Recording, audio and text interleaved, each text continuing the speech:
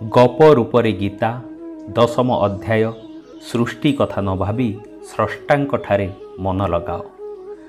मणिनाग पर्वतरे हजार हजार नागसाप रोते। मणिचूड़ थिला सेमानंक राजा। मस्त बड़ साप ता मथारे थाए अमूल्य मणिटीए। सेई मणिर आलुअरे मणिचूड़ कोसे दूर जाए बाट देखि पारुथिला।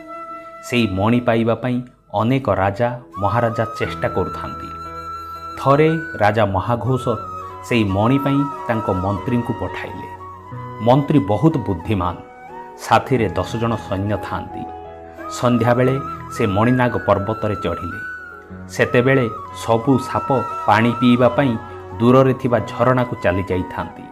मंत्री एही सुजोग रे साप राजार बिल पाखरे जाई पहुँचिले।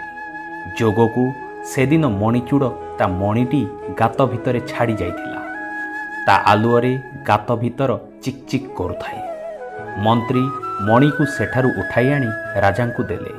महाघोषंक पाखरे मणि थिबा कथा धीरे धीरे चारिआडे प्रचार होइगला।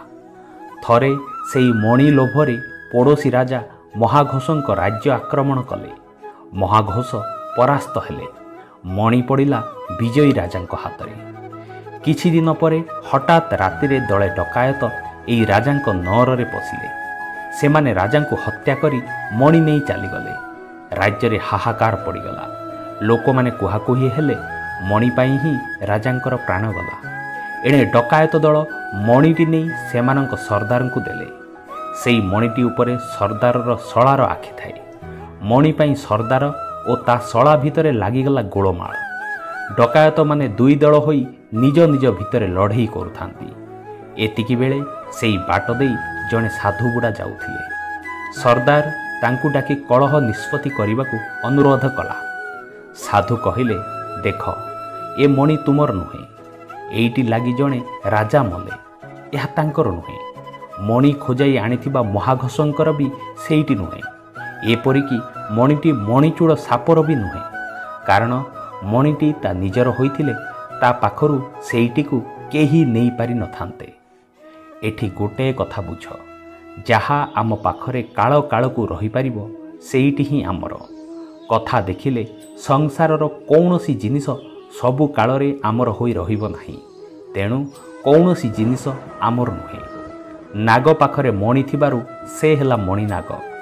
सेहीपरि संसार रे जेते जिनिस अछि सेथि भितरे थिबा श्रेष्ठ बा मणि हेले ए संसारर स्रष्टा भगवान। तेणु सृष्टिर जिनिस को न देखी तार स्रष्टा को देखिले प्रकृत आनंद मिले। भगवान कोटि कोटि मनीष सृष्टि करिसंती। केउ मनीषर बहुत ज्ञान अछि, काहार बहुत बल अछि, आउ काहार बहुत धन अछि, काहार रूप अबा अति सुंदर।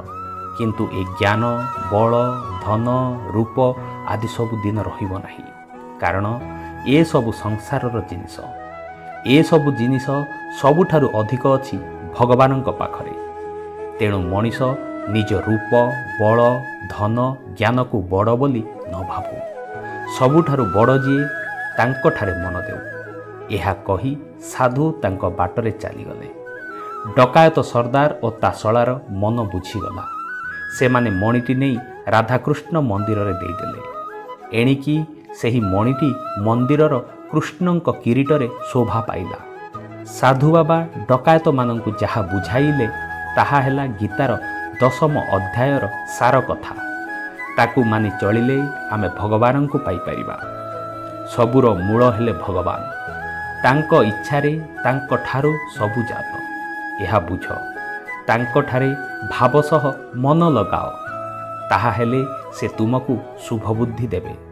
आउ सेई बुद्धि बलरे तुमे तांकर प्रिय होई पारिबो।